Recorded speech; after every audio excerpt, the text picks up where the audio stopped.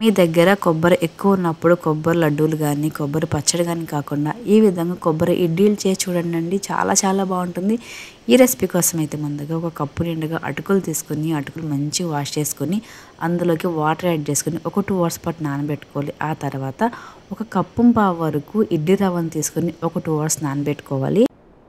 మంచిగా నానిన ఈ అటుకుల్లోకి ఒక కప్పు నిండుగా తురుముకున్న కొబ్బరి యాడ్ చేసుకొని ఈ కొబ్బరిని అటుకుల్ని ఎక్కడ గడ్డలు కానీ ఉండలు కానీ లేకుండా మెత్తగా మిక్సీ పట్టుకోవాలి. ఈ విధంగా మిక్సీ పట్టుకున్న ఈ అటుకుల్లోకి మనం రవ్వని ఏ విధంగా ఇడ్లీలోకి యాడ్ చేసుకుంటామో సేమ్ అదే ప్రాసెస్లో ఇడ్లీ రవ్వను మొత్తం పిండుకొని అందులోకి యాడ్ చేసుకుని ఒక ఓవర్ నైట్ మొత్తం మీరు నానబెట్టుకున్నట్లయితే మంచిగా పొంగుతుంది.